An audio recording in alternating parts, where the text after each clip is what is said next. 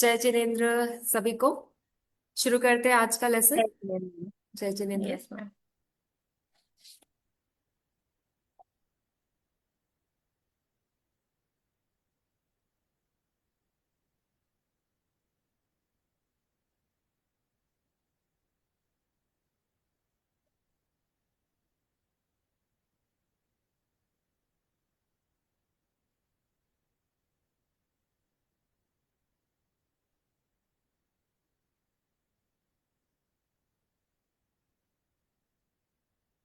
आप सबको स्क्रीन दिख रहा है?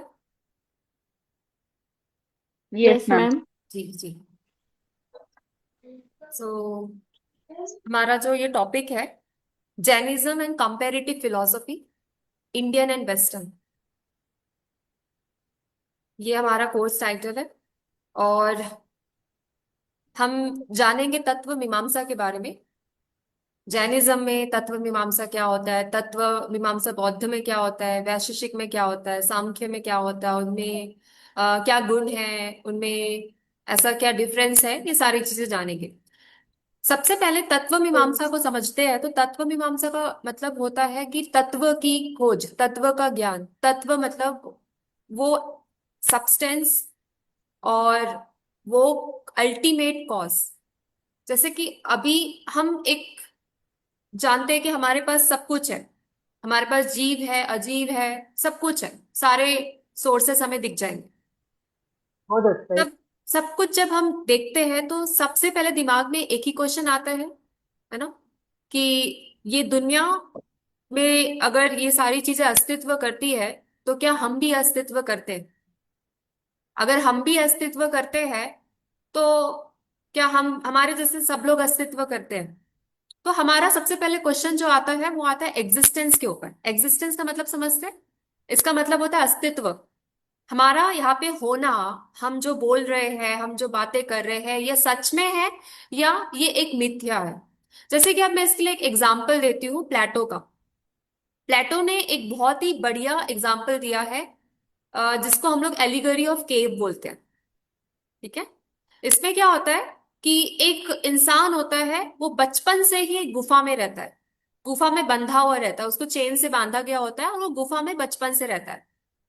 गुफा में वो देखता है कि जो केव की जो दीवारें हैं उसमें परछाई दिख रही है कुछ लोगों की। कुछ लोग आ रहे हैं, जा रहे हैं, पेड़ है, पेड़ उग रहा है, सूर्य आ रहा है, सूर्य जा रहा है, उसको सिर्फ परछाई दिखती है। बचपन से वो वही देखता है। हम्म। और उसे ऐसा लगने लगता है कि यही सच है। उसे बाहर की दुनिया का कोई पता ही नहीं, उसे लगता है यही सच है। उसे कभी कोशिश ही नहीं की कि बाहर जाके भी देखूं कि क्या होता है। एक दिन ऐसा होता है कि वो जो चेन जिससे वो बंधा होता है वो टूट जाता है और फिर वो बाहर जाता है। बाहर पहले जाता है तो सबसे पहले तो डर जाता है, क्योंकि आगे की दुनिया बहुत ही अलग है। पीछे की दुनिया तो उसको दिख रहा था कि पूरी चीजें काली दिख रही है, बट आगे जाता है देखता है कि सब कुछ उजाला है और सब में कलर है, रंग है अलग अलग। तो वो डर जाता है। फिर उसे लगने लगता है कि जो बाहर जो चीजें दिख रही है वो गलत है, वो झूठ है, वो हो ही नहीं सकता, पॉसिबल ही नहीं है। क्योंकि मैं जो अभी तक देखते आ रहा हूं, जो परछाइयां मुझे दिख रही है वही सच है। तो वहां पे उसके दिमाग में एक क्लैरिटी नहीं होती, कंफ्यूजन रहता है कि सच्चाई क्या है, अस्तित्व क्या है। ये जो मैं देखता आ रहा हूं बचपन से, क्या वो अस्तित्व है या जो मुझे बाहर दिख रहा है वो अस्तित्व है? तो उसे अल्टीमेटली यही लगता है कि अभी तक जो देखते आया हूं वही अस्तित्व है, क्योंकि वो आ, मुझे सबने उसके बारे में ही बताया है और मैं वही देखता आया हूं। तो यहां से हमें ये समझ आता है कि जब भी हम अस्तित्व की बात करते हैं तो कंफ्यूजन तो है, क्लैरिटी नहीं है। बराबर है, क्लैरिटी नहीं है। इसलिए तत्व मीमांसा में जो हमारा सबसे पहला क्वेश्चन आता है वो यही आता है कि क्या हम एग्जिस्ट करते हैं? हम एग्जिस्ट करते हैं तो क्या अलग लोग एग्जिस्ट करते हैं? दूसरी दुनिया क्या एग्जिस्ट करती है?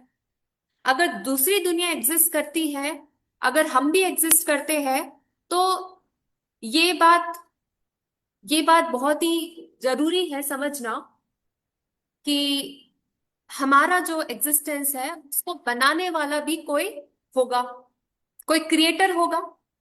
ठीक है। तो ये जो तत्व मीमांसा है उसमें हम क्रिएटर की खोज करते हैं, क्रिएटर को जानते हैं। ठीक है? और हम अपने अस्तित्व को समझते हैं और ये भी जानते हैं कि हमारा अस्तित्व सच है या नहीं है। क्या हम वो केव वाले इंसान के जैसे हैं जो हमें तो लग रहा है कि दुनिया अस्तित्व में है बट सच में वो ना हो। तो ये सारे जो क्वेश्चंस जो हमारे दिमाग में आते हैं, इसका आंसर हमें तत्व मीमांसा में मिलता है। ठीक है। हम सोचते हैं कि अगर ये हमारा अस्तित्व सच है, अगर हमारा ये स्टेट ऑफ बीइंग सच है, तो इसको समझने के लिए बाकी के फिलोसफिकल कॉन्सेप्ट्स ने इसमें अपनी क्या क्या राय दी, ये हम समझते हैं।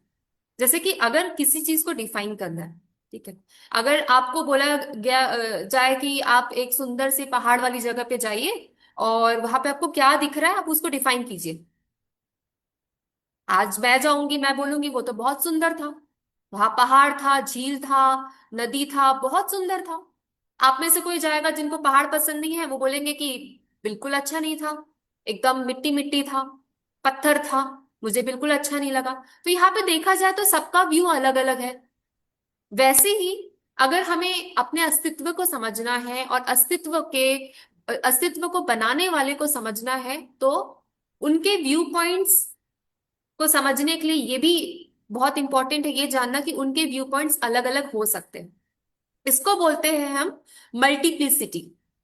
मतलब ये जो ओपिनियन होंगे वो सामान्य नहीं होंगे, वो अलग अलग ओपिनियन होंगे। इसी को हम बोलते हैं मल्टीप्लिसिटी ऑफ एग्जिस्टेंस। हमारा एग्जिस्टेंस, तुम्हारा एग्जिस्टेंस, सबका अस्तित्व अलग अलग होता है, इसी को हम बोलते हैं मल्टीप्लिसिटी ऑफ एग्जिस्टेंस। जब हमारी सबकी एग्जिस्टेंस, हमारा सबका अस्तित्व अलग अलग है, तो फिर क्या ये सच है या नहीं सच है, इसकी खोज करेंगे हम तत्व मीमांसा में। और क्योंकि हर फिलॉसफी इसको अलग अलग तरीके से देखती है, तो इसका कंसेप्ट भी अलग अलग होगा। ये तो हो गया एक बेसिक सी बात। ओके, यहां तक सबको क्लियर है? मैम एक डाउट है मैम। जी मैम अस्तित्व तो हमारा है ही ना, हम ये सोच सकते हैं कि हमें क्रिएट करने वाला कौन है। जी जी हम जी। है, लिविंग बीइंग है, पेड़ मतलब ये सभी कुछ हम्म, है, तो है वो। फिर बिल्कुल हमें है, उसको क्यों ढूंढना है। ये बिल्कुल है। बट ऐसा भी तो सोचिए कि अगर ये अस्तित्व ना हो, कोई और अस्तित्व हो, जैसे कि मैंने वो एग्जांपल दिया केवमैन का।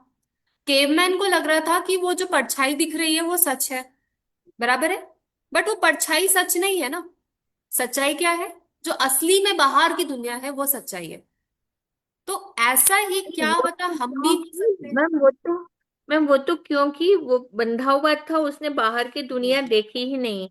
बट बट हमारे लिए हम भी तो जैसे बंधे हुए पूरी ब्रह्मांड में देखें तो ये हम जानते हैं कि पेड़ पौधा पानी हैं। लाइट, ये सभी कुछ चीजें हैं। हाँ, बिल्कुल। ये नहीं पता कि ये रियल में किसने क्रिएट किया, ये बिल्कुल। अपने आप हुआ, ये खोज कर सकते हैं, बट हम हाँ, अस्तित्व तो ये सभी का है। आप बोल रहे हैं अस्तित्व है, बट ये भी तो जानना पड़ेगा ना कि हम भी तो बंधे हुए हैं, हमारी आत्मा भी तो शरीर से बंधी हुई है, बराबर है। थोड़ा ऐसे सोचिए कि जैसे वो केवमैन बंधा हुआ था, चेन से बंधा हुआ था, वो तो एक्सटर्नल था, बाहरी चेन था। वैसे ही हम भी तो बंधे हुए हैं कहीं ना कहीं से। हम भी तो फ्री नहीं है, फ्री विल नहीं है हमारे पास। अच्छा, मतलब आपका कहना है कि आत्मा के लिए हमको देखना है कि आत्मा का अस्तित्व है या नहीं। मतलब हाँ। आत्मा के अस्तित्व से बात कर रहे हैं आप। हाँ, आप वैसे भी सोच सकते हैं शरीर का तो अस्तित्व है, आप देख रहे हो, आत्मा का अस्तित्व है कि नहीं, ये भी आप क्वेश्चन कर सकते हो तत्व मीमांसा में। देखिए तत्व मीमांसा में काफी क्वेश्चंस आएंगे। हमारी खोज यही है कि हम्म। हमारे बनाने वालों को खोजना, और उनको खोजने के बाद ये भी तय करना कि हमें जो बनाया है ये सच है या नहीं है। तो आप इसको आत्मा भी कंसिडर कर सकते हैं। ठीक है। तो हम अलग अलग व्यू पॉइंट से समझते हैं इसको, जिससे कि हमारी क्लैरिटी और अच्छी हो जाए। यहां तक आपको क्लियर है कि हम तत्व मीमांसा में कर क्या रहे हैं, किस बात की खोज कर रहे हैं? इतना क्लियर है? ओके, चलिए आगे बढ़ते हैं। अभी तत्व को अगर हमें इसको समझना है तो उसके लिए दो कंसेप्ट बहुत इंपॉर्टेंट है। पहला जो कंसेप्ट है वो सब में आइडेंटिकल चीजें देखता है, उसको बोलते हैं अभेद। ठीक है, अभेद। आइडेंटिकल मतलब ये देखता है कि सब में एक ही गुण है, सब में एक ही चीज है। जैसे कि हम इंसान हैं, हमारे अंदर इंसानियत है, आप इंसान हो, आपके अंदर इंसानियत है, सबके अंदर एक ही गुण है, इसलिए हमारा बनाने वाला भी एक ही होगा। जैसे कि अगर कोई कलाकार होता है, या तो जो पॉट बनाता है, वो मिट्टी से ही घड़ा बनाएगा, है ना। घड़े का डिजाइन अलग अलग होगा, शेप अलग अलग होगा, उसके कलर्स अलग अलग होंगे, बट अल्टीमेट जो उसका मैटर होगा वो तो मिट्टी का ही होगा। ठीक है। तो जी वैसे ही ये जो अभेद कंसेप्ट है वो सोचती है कि सब में आ, भले ही अलग अलग वेराइटीज है, बट सब में एक चीज कॉमन होगी। ये यूनिवर्सैलिटी को एक्सेप्ट करते हैं, ये मानते हैं कि हम सब में एक गुण होता है, एक गुण होता है, और क्योंकि हमारे अंदर सब में एक गुण होता है, इसलिए हमें बनाने वाला भी एक ही होगा। सारे जो भेदभाव है उसको ये नेग्लेक्ट करता है, और इसलिए इसको बोलते हैं अभेद। क्योंकि भेद को नहीं मानते, डिफरेंस को नहीं मानता है, ये अभेद फिलॉसफी है, अभेद दर्शन है, जो कि बोलता है कि हम सब में एक गुण है, यूनिवर्सली हम एग्जिस्ट करते हैं, और इसलिए एग्जिस्टेंस को एक मानता है, और एग्जिस्टेंस के जो क्रिएटर है, स्तोत्र है, उनको भी एक मानता है, जिसको ब्रह्मा बोलते हैं। ठीक है। तो वो बोलते हैं कि हम परमात्मा से जुड़े हुए हैं, हम सब जीवात्मा है। सो ये अभेदा का कंसेप्ट है, बहुत ही सिंपल कंसेप्ट है, बहुत अच्छे से समझ सकते हैं कि हम सब में भले ही अलग अलग हम दिखते होंगे, बट हमारे अंदर इंसानियत है। वैसे ही कोई अदर बीइंग है, जैसे कि अगर वुड ले लेते, वुडन चेयर है, वुडन टेबल है, वुड का बॉक्स है, सब में अलग अलग तरीके से बनाया गया है, बट अंदर का मैटर तो एक ही है, वुड है ना। तो ये जो कंसेप्ट है, तत्व, उसको बोलते हैं अभेद। ये पहला हुआ। अब दूसरा जो कंसेप्ट है वो है भेद। अब यहाँ पे डिफरेंसेस पे फोकस किया जाता है। हमारे अंदर, जैसे मेरे अंदर क्या अलग है आपसे, आपके अंदर क्या अलग है मेरे से, ये सारे डिफरेंस पे यहाँ पे फोकस किया जाता है, और ये बोला जाता है कि जो हमें इतनी सारी जो डिफरेंसेस दिख रही है वही रियल है और वही एग्जिस्ट करती है। हमें जो अलग अलग चीजें दिख रही है वही एग्जिस्ट करती है, और हम सब एक दूसरे से अलग है, और उसको हम एक्सेप्ट भी करेंगे। वो कोई ऐसे भ्रम नहीं है। जैसे कि अभी अद्वैत में बोलते हैं कि बाकी जितनी भी चीजें दिख रही है वो भ्रम है, वो माया के थ्रू हमें दिख रही है, बट रियलिटी में वो सब ब्रह्मा के ही गुण है, ब्रह्मा के ही वो आ, क्या बोलते हैं, ब्रह्मा से ही वो उत्पन्न हुए हैं। बट यहाँ पे जो भेद का कंसेप्ट है, भेद के कंसेप्ट बोलते हैं कि हम सब भले अलग अलग है, हमारे अंदर सब अलग अलग गुण है, बट वो सब भी सच है। जैसे कि यहाँ पे एक बहुत ही बढ़िया से एग्जांपल दिया है, जैसे कि आप देखते हो फ्लेम, लैम्प देखते हो, लैम्प से फ्लेम निकल रहा है। अभी फ्लेम कोई भी देखेगा तो बोलेगा ये तो एक ही फ्लेम है, ये तो एक ही फ्लेम है। बट अगर कोई दूसरा पर्सन उसको देखता है तो बोलेगा कि ये फ्लेम जो है ये अलग अलग है, बट क्योंकि वो अलग अलग मतलब बहुत ही माइन्यूट टाइम का डिफरेंस है उसमें, इसलिए वो एक जैसी दिख रही है, बट है वो अलग अलग, वन आफ्टर अनदर, ऐसी वो फ्लो हो रही है, इसलिए वो एक जैसी दिख रही है, बट वो एक जैसी है नहीं।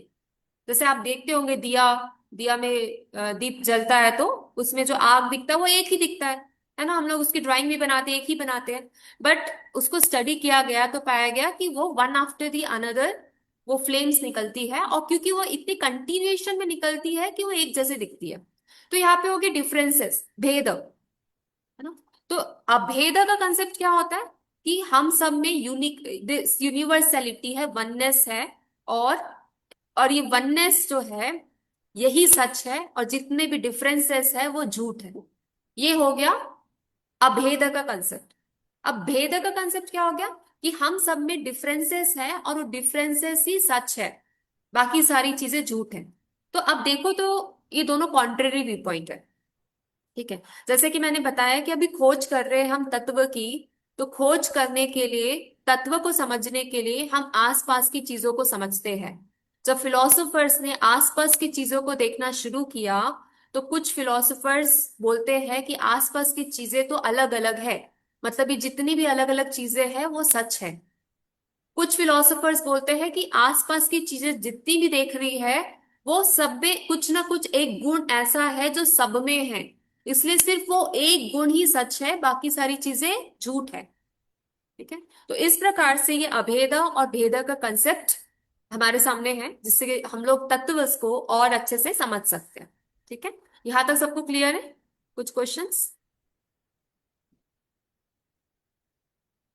डाउट कुछ? मैम यहाँ पे ब्रह्मा स्पेसिफाई करना पड़ेगा कि नहीं करे तो भी it is okay? It's okay, because ये यू तो कैन अलग सी अलग वननेस। दर्शन के हिसाब से अलग अलग होगा ना। बिल्कुल बिल्कुल। अगर आप अद्वैत का ओके। कंसेप्ट बोल रहे हो तो ब्रह्मा को बोलोगे, अगर आप अद्वैत का कंसेप्ट नहीं बोल रहे हो तो आप वननेस बोल सकते हो, वन बोल सकते हो, एक आइडेंटिटी बोल करेक्ट। सकते हो। ठीक है। मतलब ठीक है। बस यही समझना है कि इसमें डिफरेंस क्या होता है। अभेद मतलब क्या होता है, भेद मतलब क्या होता है। अभेद मतलब कोई डिफरेंस नहीं है, एक ही है। भेद मतलब क्या होता है, डिफरेंस है। इतना सही सिंपल सा कंसेप्ट है। ओके।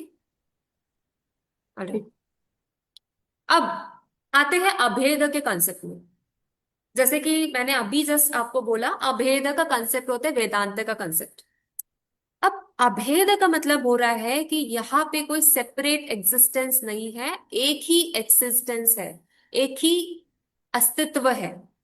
सर्वम ब्रह्मा, सर्वम खलविदम ब्रह्मा, सब जगह हमको ब्रह्मा ही दिखेंगे। जहां ब्रह्मा नहीं है वो एग्जिस्ट नहीं करता है। ये सिंपल सा कंसेप्ट है। सो सिर्फ ब्रह्मांड का एग्जिस्टेंस ही रियल है, और दुनिया का जो एग्जिस्टेंस, जो हम यहाँ पे डिफरेंट डिफरेंट उनके फॉर्म्स देख रहे हैं, अलग अलग रूप देख रहे हैं, वो सब एक फॉर्म है। ठीक है। ब्रह्मा जो है वो फॉर्मलेस है। सो बाकी सब चीज को नेग्लेक्ट किया है, सिर्फ एक चीज को माना है जो कि ब्रह्मा है, वही रियल है, बाकी सब मिथ्या है। तो जैसे बोलते हैं ब्रह्मा सत्यम जगत मिथ्या। मिथ्या मतलब सब कुछ झूठ है, ये वर्ल्ड जो है this is all lies, this is all झूठ। सो ब्रह्मांड इज रियल, एंड वर्ल्ड जो है, दुनिया है, वो भ्रमित भ्रम वाली दुनिया है। और जो हमारी दुनिया में भी जो लोग दिख रहे हैं, उसमें सिर्फ सोल, जो आत्मा है, वही सच है। क्योंकि आत्मा जो है उसका ना ही ओरिजिन होता है, ना ही वो डिके होती है, ना ही वो खत्म होती है, इसलिए उसको सच माना गया है। तो ये सेंट्रल कंसेप्ट है वेदांत का, मोनिस्टिक कंसेप्ट है वेदांत का, जो एकदम सिंपली बोल रहा है कि सिर्फ एक ही चीज रियल है जो कि सब में प्रेजेंट है। अगर वो सब में एब्सेंट है तो वो सच नहीं है। बट यहाँ पे हम एक चीज देख रहे हैं जो सब में प्रेजेंट है, वो एक तत्व देख रहे हैं जो सब में प्रेजेंट है, इसलिए हम उसको सच मान रहे हैं और बाकी सब चीजें झूठ है। तो जगत मिथ्या, यहाँ पे सिंपली बोला गया है कि जगत मिथ्या, ओनली ब्रह्मा इज सत्यम। तो ये अभेद का कंसेप्ट है, वेदांत का कंसेप्ट है। ओके। ये यहां तक तो आई थिंक सबको क्लियर हो गया होगा। आगे बढ़ते हैं। अब जब भी हम सोर्स देखो, यहाँ पे ना एक चीज समझना जरूरी है कि जो वेदांत का जो कंसेप्ट है, वेदांत ने सबसे पहले बोला कि ब्रह्मा जो है वो सच है, और ब्रह्मा जो है वो एक ब्रह्मा है, और एक ही ब्रह्मा है, जिसके जिसके हम इतने सारे रूप देखते हैं, बट सच सिर्फ ब्रह्मा है। सबसे पहले उन्होंने ब्रह्मा के बारे में बता दिया, उसके बाद उन्होंने ब्रह्मा के नेचर को डिफाइन किया। ये हो गया अभेद का कंसेप्ट। बट भेद में क्या होता है, भेद में सबसे पहले उन्होंने सबका नेचर देखा, सबके गुण पर्याय ये सारी चीजें देखी, उसके बाद वो लोग उसकी डेफिनेशन तक पहुंचते हैं। तो यहाँ पे अब ब्रह्मा को समझने के बाद अब उसके नेचर को समझते हैं कि ब्रह्मा होते कैसे। सबसे पहले ब्रह्मा जो होते हैं वो ट्रांसेंडेंटल होते हैं। ट्रांसेंडेंटल मतलब इसके बियॉन्ड कुछ भी नहीं है, और ये हर जगह आपको मिलेंगे, ट्रांसेंडेंटल। दूसरा जो इनका नेचर है वो ये है कि ब्रह्मा जो है वो सच है और ये सुप्रीम है। सुप्रीम है इसका मतलब है कि इसके ऊपर हमें कुछ भी नहीं मिलेगा, इसके नीचे हमें कुछ भी नहीं मिलेगा, हर जगह हमको ब्रह्मा ही मिलेंगे। तीसरा जो पॉइंट है वो ये है कि ब्रह्मा से ही ये दुनिया की उत्पत्ति हुई है। तो ये हमारा सबसे इंपॉर्टेंट क्वेश्चन था कि हमारी जो दुनिया है, हम जो है, हम कहाँ से आए हैं। अभेद के अद्वैत कॉन्सेप्ट में बहुत ही सिंपली बोला गया है कि हम सब ब्रह्मा से उत्पन्न हुए हैं। हमारी जो दुनिया है वो ब्रह्मा से उत्पन्न हुई है। नेक्स्ट जो कंसेप्ट है वो बोल रहा है कि ब्रह्मा जो है वो कभी बदलता नहीं है। ठीक है, हम खुद को देखे हम बदलते हैं, हर रोज बदलते हैं। नए नए चेंजेस आते हैं हमारे बॉडी में, हमारे बॉडीज ओरिजिन होती है, डिके होती है, नए नए सेल्स आते हैं, रीजनरेट होते हैं, फिर वो भी मर जाते हैं। हर रोज ये चीजें हो रही है, हर रोज चेंजेस हो रहा है। बट जब ब्रह्मा के बारे में बात करेंगे तो ब्रह्मा कभी चेंज नहीं होता है। ब्रह्मा से उत्पन्न हुई चीजें चेंज होती है क्योंकि वो माया के कॉन्टेक्ट से उत्पन्न हुई है। सांख्य में उसको प्रकृति बोलते हैं। प्रकृति और पुरुषा जब मिलते हैं तब ये पूरी दुनिया बनती है। और यहाँ पे बोला गया है कि ब्रह्मा जो है सबसे प्योर है। इसका कोई एट्रीब्यूट नहीं है। एट्रीब्यूट मतलब इसके अलग अलग गुण आपको नहीं दिखेंगे, ये सिर्फ एक ही है और ये प्योरेस्ट फॉर्म में है। ठीक है, तो यहाँ पे जो अभेद का कंसेप्ट है वो एट्रीब्यूट्स को मानते ही नहीं है। वो उसको बोलते हैं कि वो सच नहीं है। हम अगर दिख रहे हैं ब्रह्मा के ब्रह्मा से उत्पन्न हुए हम दिख रहे हैं, तो हमारा भी सच सिर्फ एक ही है कि हमारी आत्मा सच है, बाकी सब चीजें झूठ है। ठीक है, तो ये ब्रह्मा का प्योरेस्ट वे में इसको समझा गया है। और ये सबसे एक ही एग्जिस्टेंस है, और ये है ट्रांसेंडेंटल एग्जिस्टेंस है। मतलब इसके ऊपर कुछ भी नहीं देखेगा। और बाकी जो चीजें हैं वो अनरियल है, जिसको प्रतिभासिक बोलते हैं। और व्यवहारिक, व्यवहारिक मतलब जो दुनिया में दिख रही है वो सारी चीजें जो है वो अनरियल है। ओके, यहां तक क्लियर है? Any doubts?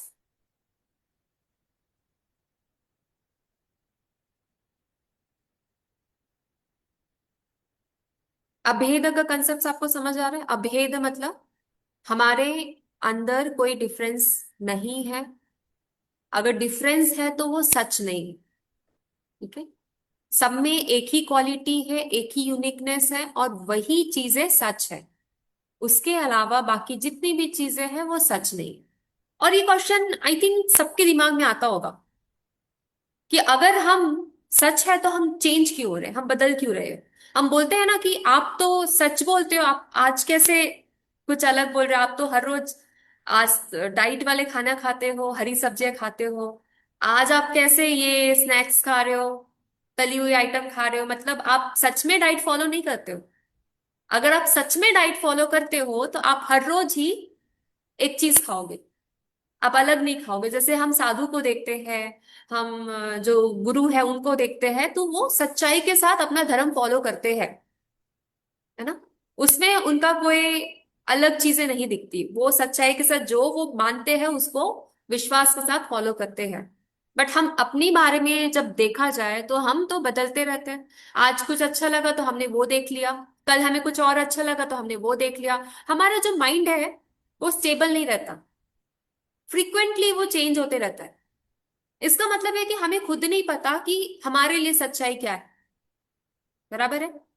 जिस समय हमें समझ आता है कि हमारे लिए सच्चाई ये है कि हम सुबह ब्रह्म मुहूर्त में उठे, उसके बाद हम अपना पढ़ाई करें, और फिर हम बाकी के काम करें, तो हम उसको फॉलो करते हैं। जैसे आप डॉक्टर के पास भी जाएंगे, कुछ आपकी ट्रीटमेंट चल रही है, आपने दवाई ले लिया, दवाई से आपको फायदा नहीं हुआ, तो आप क्या बोलोगे?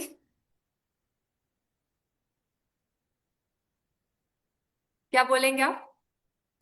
कि डॉक्टर बराबर नहीं हाँ, ये भी है। वही बोलेंगे, पढ़ा लेते। ये भी बोलेंगे कि दवाइयाँ काम नहीं कर रही है, दवाइयाँ अच्छी नहीं है, दवाई को जिसने बनाया है वो अच्छा नहीं है। अगर दवाई अच्छी होती तो दवाई को जिसने बनाया है वो भी अच्छा होता। बराबर है। तो हमारी भी दुनिया में हम जब देख रहे हैं, आसपास की चीजें समझ रहे हैं, खुद को समझ रहे हैं, तो हम ये भी बोलते हैं कभी कभी कि हम तो इतने परफेक्ट हैं, हमारा शरीर कितना सुंदर है, हमारा शरीर सब काम करता है ना। हमारा शरीर कितना सुंदर है, जो हम चाहते हैं वो हम कर पाते हैं। तो हमारे को जो बनाया है, हमें जो बनाया है वो भी खूब सुंदर होगा। ठीक है, तो इस प्रकार से हम दुनिया की खोज करते हैं, इस प्रकार से हम हमारे बनाने वाले की खोज करते हैं। अब ये खोज कितना सच है कितना गलत है ये हमें नहीं पता, बट क्योंकि जैसे मैंने पहले ही बताया कि सबका देखने का नजरिया अलग अलग है, तो यहाँ पे जितने भी आपको फिलोसोफर्स दिखेंगे उनके कंसेप्ट भी आपको अलग अलग ही दिख जाएंगे। ठीक है, तो यहाँ तक ब्रह्मा का नेचर समझ गए कि ब्रह्मा जो है वो ट्रांसेंडेंटल है, वो सच है, वो सबसे सुप्रीम है और सबसे प्योरेस्ट है। अब हम लोग देखते हैं ये जो हमने यहाँ पे कुछ शब्द देखे नेचर ऑफ ब्रह्मा में, उसी को हम थोड़ा आगे लेके चलते हैं, उसको ही आज समझते हैं कि ब्रह्मा का नेचर क्या है। क्योंकि क्या होता है ना, अगर हम अभेद के कंसेप्ट को समझ लेंगे अच्छे से तो भेद का कंसेप्ट भी बहुत क्लियर हो जाएगा। क्योंकि भेद कंसेप्ट में क्या होता है कि जितने भी हम गुण देख रहे हैं उसको वो सच मानते हैं। हम जो दिख रहे हैं हमें भी सच मानेंगे, यहाँ पे जितने भी ऑब्जेक्ट्स दिख रहे हैं जीव अजीब सबको सच मानेंगे। जैसे कि जैन में पुद्गल, पुद्गल मतलब मैटर, वो भी सच है, वो झूठ नहीं है, वो भी सच है, क्योंकि उसके वजह से ही हमारे यहाँ पे अस्तित्व पॉसिबल है।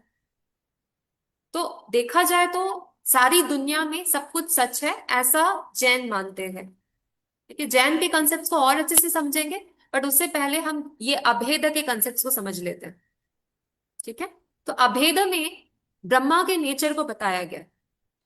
अभी मैं आपके सामने ये शब्द बोली थी कि ट्रांसेंडेंटल। ट्रांसेंडेंटल मतलब जो एक हो और जो सब जगह हो, वो एक्टिव नहीं है, वो इनएक्टिव है। इनएक्टिव इन द सेंस कि वो हर जगह पे उसका काम जैसे देखा जाए तो इनएक्टिव वे में हो रहा है, क्योंकि वो एक जगह पे स्थिर है और वहां से जितनी भी चीजें काम कर रही है वो माया के थ्रू कर रही है। हम जो हमारा जो यहाँ पे जितना भी काम चल रहा है वो माया के थ्रू हो रहा है। तो वो जो ब्रह्मा का जो नेचर है वो चेंज नहीं हो रहा है, वो अनचेंजिंग है, वो इटर्नल है, मतलब वो सब जगह है। उसी को बोलते हैं जो सब जगह अवेलेबल है, सब जगह पॉसिबल है जिसका। जैसे कि हम आज की साइंस की दुनिया में उसको एनर्जी बोलते हैं। अब एनर्जी तो सब जगह है, हम देख नहीं पा रहे हैं, बट हमारा मूवमेंट कैसे पॉसिबल है? चेतना की वजह से ही है। चेतना नहीं होता तो हमारा मूवमेंट होता? तब तो बस शरीर रह जाता, तब तो सिर्फ मैटर रह जाता, पुद्गल रह जाता। तो पुद्गल में पुद्गल का होना बहुत इंपॉर्टेंट है, बराबर है। पुद्गल का होना बहुत इंपॉर्टेंट है क्योंकि पुद्गल के कारण ही हमारी चेतना जो है वो अस्तित्व में आई है। ठीक है, तो ब्रह्मा का नेचर देखा जाए ट्रांसेंडेंटल। सेकंड है एपेरेंट। एपेरेंट का मतलब होता है जितनी भी विजिबल चीजें दिख रही है, जैसे कि जो भी चीजें दिख रही है, जैसे मेरे सामने बॉटल है, ये बॉटल दिख रहा है, मेरे सामने फोन दिख रहा है, ये सारी चीजें जो है वो ब्रह्मा के द्वारा ही दी गई है, वो ब्रह्मा के ही मैनिफेस्टेशंस है। ठीक है? उसमें ट्रांसेंडेंटल नहीं है, वो सिर्फ अपीयरेंस है, वो सिर्फ इमेजिनेशन है। जैसे हम स्वप्न देखते हैं, हम सोते हैं, स्वप्न आता है। ठीक है, स्वप्न तो सच नहीं है, बराबर है, स्वप्न सच नहीं, बट हम सच है। वैसे ही ब्रह्मा सच है, बाकी सारी दुनिया जो दिख रही है वो झूठ है। उसको बोलते हैं हम एपेरेंट। ठीक है, अब तीसरा हो गया अनरियल। अनरियल मतलब जैसे कि स्वप्न में सब कुछ दिखता है वो सच होता नहीं है क्योंकि वो परमानेंट नहीं होता, वैसे ही जो आसपास हमारी जो अस्तित्व दिख रही है वो परमानेंट नहीं है। सो जो इसको ये जो ब्रह्मा का जो नॉलेज बताता है वो फिलॉसफी है वेदांत फिलॉसफी, वेदांत दर्शन। और ये जो फिलॉसफी है, ये जो दर्शन है, वो प्रत्ययवादी फिलॉसफी है। वो साफ साफ बोलती है कि विजिबल जो दुनिया है, जो दुनिया दिख रही है, उसका अस्तित्व नहीं है, क्योंकि ये दुनिया चेंज होती है, ये दुनिया खत्म भी हो जाती है, डिस्ट्रक्शन भी होता है, ओरिजिन भी होता है।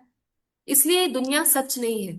सच वही है जिसका ना कोई ओरिजिन होता है, ना कोई एग्जिस्ट, ना कोई डिस्ट्रक्शन होता है, जो अंत, जिसका कोई अंत नहीं होता है, और जो अनंत होता है वही जो है वही सच है, बाकी सारी चीजें सच नहीं है। ठीक है, तो ये एक कंसेप्ट है, ब्रह्मा का कंसेप्ट। मतलब जो बनाया है हमें ब्रह्मा है, और जो भी हम चीजें देख रहे हैं वो सच नहीं है। इस प्रकार के कंसेप्ट्स है जैन जिस वेदांत फिलॉसफी में, वेदांत दर्शन में। और अभेद का कंसेप्ट, आगे भी हम लोग देखेंगे, भेद का कंसेप्ट देखेंगे, सांख्य का दर्शन देखेंगे, बौद्ध का दर्शन देखेंगे, और उसके साथ साथ जैन का दर्शन देखेंगे, और समझेंगे कि सब में क्या अलग अलग है।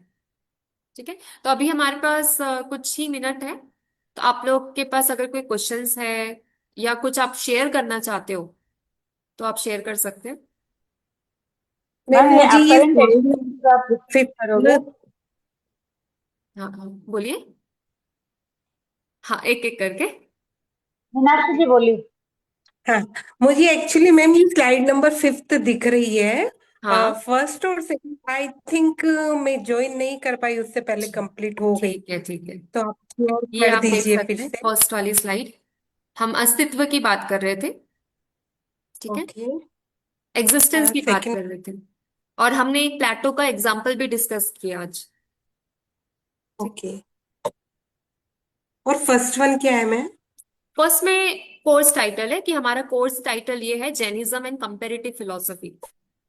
बाकी की भी ओके। फिलोसफी देखेंगे, बाकी के दर्शन देखेंगे, और जैनिज्म का क्या दर्शन है, कितने अलग है, हाँ। कितने सिमिलैरिटीज है, ये सारी चीजें हम ओके। इस पेपर में देखेंगे। ये तत्व बुक हिंदी मीमांसा। में हो, हिंदी जी। में हो पाएगी मैम? ये हिंदी में है हाँ, ये बुक? हिंदी में भी है, आपको पीडीएफ शेयर करेंगे हिंदी में। ठीक है। हाँ उसमें ओके। से आप कोई देख राइटर सकते हैं। है पर्टिकुलर आपकी जो स्टडी मटेरियल है उनके? राइटर, हाँ, वो सारी चीज आपको शेयर कर देंगे। पीडीएफ जो हमारा है, उसमें आपको रेफरेंस भी मिल जाएगा, तो आप अगर एक से सेटिस्फाई नहीं हो तो आप कुछ और दूसरे राइटर्स देख सकते हो, या कुछ दूसरे देख अब सकते जो हो, बट पढ़ाई यहाँ। तो वो ये कि फॉलो कर सकेंगे, क्योंकि मैम इतने सारे सब्जेक्ट और इतना सारा वर्क है ना। हम्म। तो एक बुक रहती है तो हमको इजी है, मेरी एज आई मीन जी मुझे इजी रहेगी। जी जी जी। बिल्कुल पढ़ेगी बिल्कुल। ये यहाँ तो। पे अगर कोई भी स्लाइड में आपको कोई भी शब्द समझ नहीं आए तो आप मुझे एकदम बेझिझक पूछ सकते हैं, मैं आपको बता दूंगी कि कौन से शब्द का क्या मतलब है। हम्म। ठीक है। नो आप। प्रॉब्लम, हिंदी में है स्टडी मटेरियल तो नो प्रॉब्लम मैम, हाँ चलेगा। हाँ, बिल्कुल बिल्कुल। Thank you ma'am. बिल्कुल, और कोई क्वेश्चंस? मैम अभी आप मैम बता रहे कि लास्ट स्लाइड ब्रह्मा थोड़ा सिर्फ सा। है। ओके, अलका जी पूछिए मैम आप। लास्ट लास्ट स्लाइड ब्रीफ करोगे मैम? अब वो अपरेंट एग्जिस्टेंस वो नहीं समझ आएगा। हाँ, एपेरेंट एग्जिस्टेंस का मतलब होता है कि हम आसपास की चीजें जितनी भी देख पा रहे हैं, विजिबल वर्ल्ड, हमें बॉटल दिख रहा है, हमें स्क्रीन दिख रहा है, हमें यहाँ पे चेयर टेबल, जितनी भी चीजें अगर दिख रही है, ये सब का अस्तित्व, हम बोलेंगे कि ये सही है बट वो नहीं है, क्योंकि वो सब चीज ब्रह्मा से उत्पन्न हुई है। वो ब्रह्मा से उत्पन्न हुई है और ब्रह्मा के गुणों से उत्पन्न हुई है, तो ये जितनी भी चीजें हैं वो एपेरेंट है। ठीक है। तो जितनी भी दुनिया हमें दिख रही है वो सिर्फ मोड है, वो सिर्फ ब्रह्मा के ही जैसे कि ब्रह्मा से ही बनी हुई है, ब्रह्मा से ही उत्पन्न हुई है, और इसमें ऐसा अस्तित्व नहीं है कि ये हमेशा रहेगा। ये अस्तित्व आज है, कल नहीं है। आज मैं चेयर में जिसमें बैठी हूं, 10 साल बाद वो रहेगा नहीं रहेगा इसकी कोई गारंटी नहीं है, इसलिए इसको एपेरेंट बोलते हैं। ठीक है। ब्रह्मा को ट्रांसेंडेंटल क्यों बोलते हैं, क्योंकि उसका हमें क्लियरिटी है कि वो रहेगा ही रहेगा। बट एपेरेंट यहाँ पे इसलिए बोलते हैं क्योंकि ये सिर्फ दिखावा है, दिखावा है। सच में रहता तो वो सच में 100 साल तक टिकता, उससे आने वाले समय तक भी टिकता, बट ये नहीं टिकता है क्योंकि सिर्फ दिखावा है, एपेरेंट है। ठीक है। यानी डिस्ट्रॉय होगा कभी ना कभी बिल्कुल इन दैट डिस्ट्रॉय केस। होगा। जो चीजें क्रिएट होती है वो डिस्ट्रॉय होनी ही है, होनी ही है। बट ब्रह्मा को देखा जाए तो ना ही वो क्रिएट होती, ना ही वो डिस्ट्रॉय, वो अनंत काल से वैसे ही है, अनचेंजिंग। तो मैम हम कैसे मान ले कि ब्रह्मा रहेगा? कारण हम तो बदलते रह रहे हैं। हाँ, आज हम हो सौ बदलते साल रह बाद रहे हैं। दूसरा कोई रहेगा कि? बिल्कुल ये, हाँ। बिल्कुल भी हम नहीं मान पाएंगे, इसलिए हम दूसरी भी फिलॉसफी देखेंगे। दूसरे दर्शन अच्छा। क्या बोलते हैं इसके लिए, वो भी देखेंगे, तो उससे हमारी जो कंसेप्ट है वो और से समझ पाएंगे हम लोग। हम बौद्ध को जी देखेंगे, मैम। हम बौद्ध जो बोलते हैं कि जितनी भी दुनिया जो बदल रही है वो सच है, मोमेंट्रीनेस को वो मानते हैं, मोमेंट टू मोमेंट जो चीजें हो रही है वो सच है। ओके। जी मैम।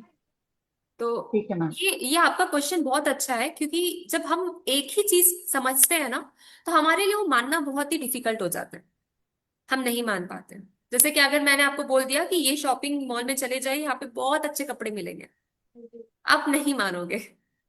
आप बोलोगे नहीं मैम, आप गलत बोल रहे हो, यहाँ पे जाती हूँ ना मैं, वहां पे बहुत अच्छे मिलते हैं, और ऐसा बोलोगे आप, है ना। इसलिए हम कंपेरेटिव फिलोसफी पढ़ रहे हैं, ताकि हम जब डिफरेंट डिफरेंट कंसेप्ट्स को पढ़ेंगे, उसको समझेंगे, तो फिर हम डिसाइड कर पाएंगे ना कि हमें क्या मानना है।